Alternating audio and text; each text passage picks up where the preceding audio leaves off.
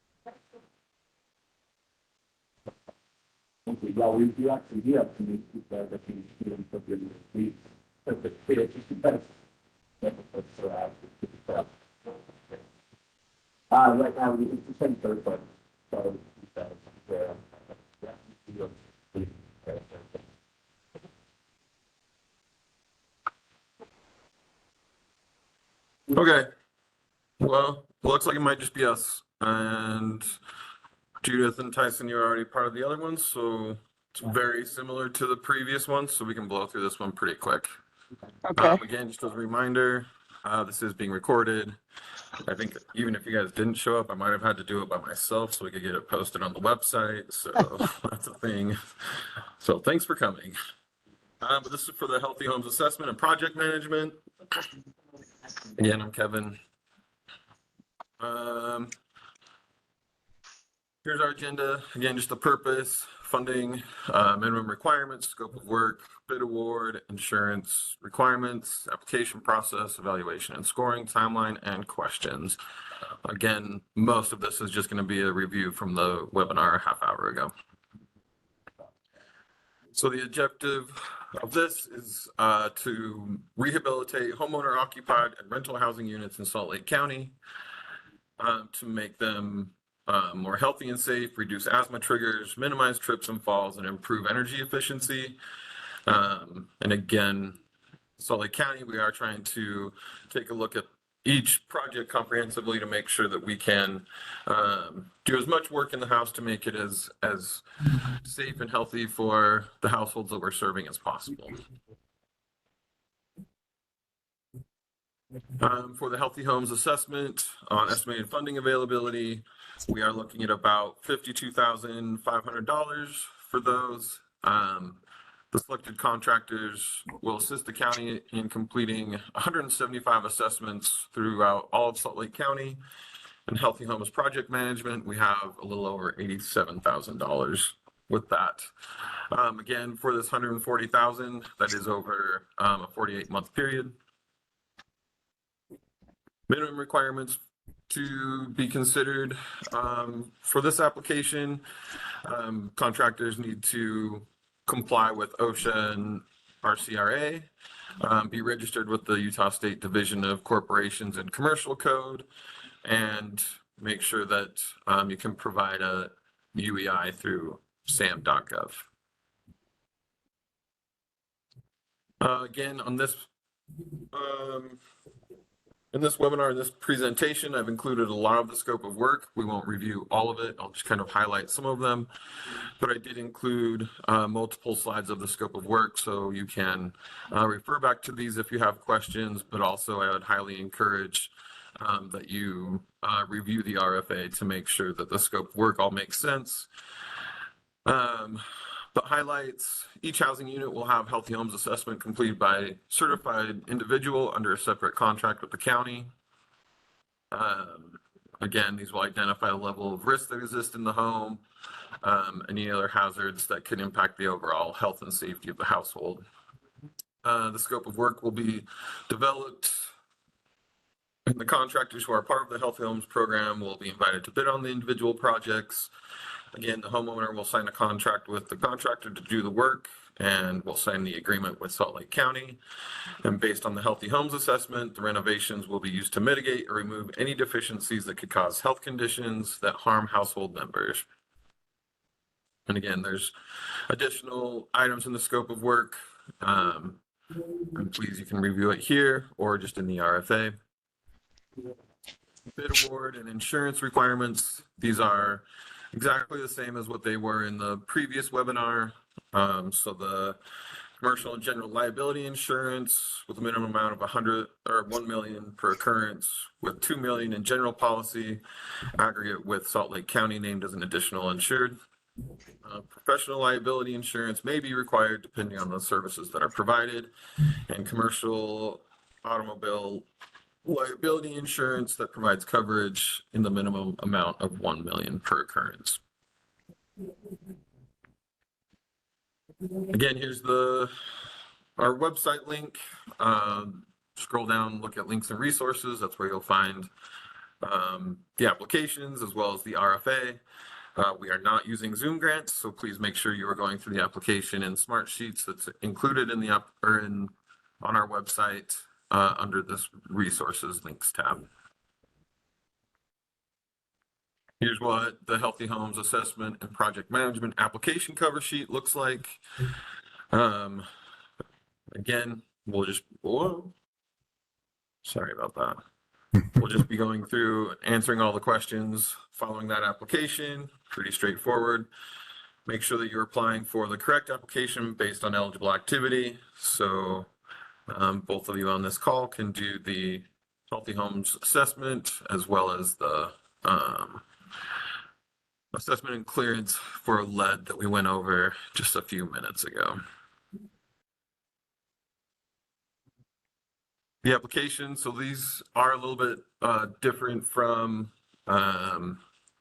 the application questions in the other RFA.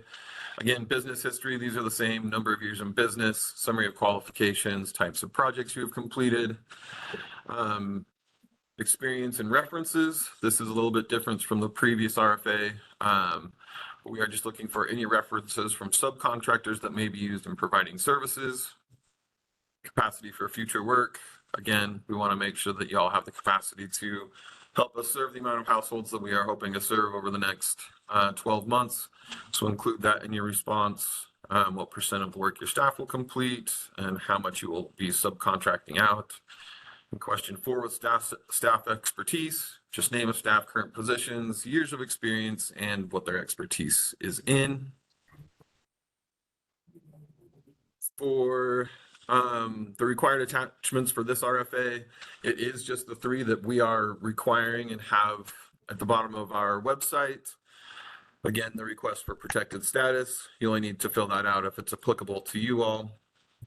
The example agreement, please review, and if you have any comments or want to make suggestions or changes, you can include that in your application submission. And then the environmental compliance practices. Again, we don't have signature lines included at the bottom, but please just sign anywhere, and that will make that'll be acceptable for that form and make sure your application is complete. Evaluation and scoring, same as before. Excellent is the top, with excellent probability of a success in achieving requirements. 4 is a good probability of reaching those requirements. 3, still good, maybe fall short on some of the requirements, and poor and unacceptable are exactly how they sound. They fall short of expectations with low probability of success or completely fails all the requirements. And again, as the applications are being evaluated, Salt Lake County will review to make sure all of the required attachments are there and all of the questions are completely and fully answered. And then as the selection committee reviews them, they'll be looking at half of experience with business history and experience in rehab, and then the other half capacity for future work and staff expertise. Deadlines are the same as the other RFAs. Final day to submit questions through the website is on March 6th, 11 p.m. Mountain Standard Time. Applications are due on Wednesday, March 13th. Again, these need to be submitted by 3 p.m. The committee meeting will be held on Tuesday, March 19th, and we will be notifying any anticipated notice to proceed on Tuesday, March 26th. And then same, please make sure there is a link on the website to submit any questions online so that we can make sure that those are published on our website so everyone has access to them. Yeah, pretty easy with just the 2 of us, or the 3 of us. Any questions or anything you guys want to hit on while it's just the 3 of us? Yeah, really quickly, I've got a couple of questions. So for the project management scope of work, is that specific to?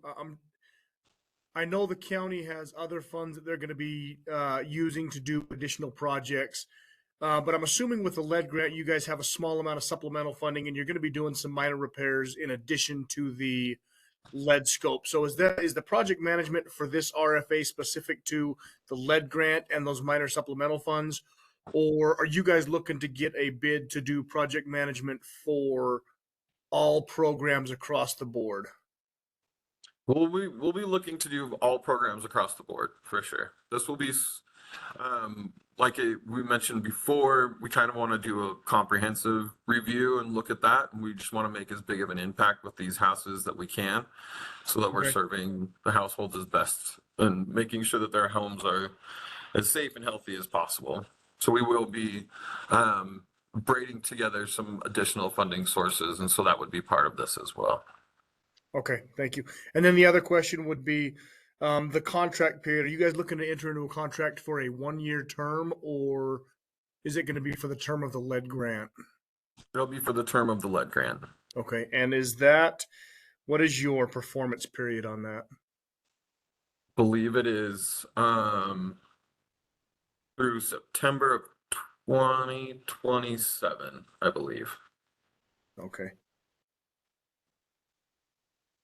That might be something, Tyson, that I should look at and clarify with you. Let me Well, make a note that's, of that. you know, that's fine. Really, the question would have been, is it for the term of the grant or 1 year? Obviously, the grant's going to be a few years, so that answers my question. Yeah, it'll be the term of the grant. Awesome. Okay, that's all I've got. Okay. Judith, did you have anything that you wanted to ask before we close out this meeting super early? No, I'm good. I think the length of time in the project management answered my questions. So, yeah, we should be good there. And we'll be submitting for both, so. Okay, cool. Well, great. Thanks for coming to these guys, and I really do look forward to seeing your applications. Let me know if you have any crazy questions or if something stupid comes up. All righty. Will Thank you. do. Thank you. Okay, see you guys.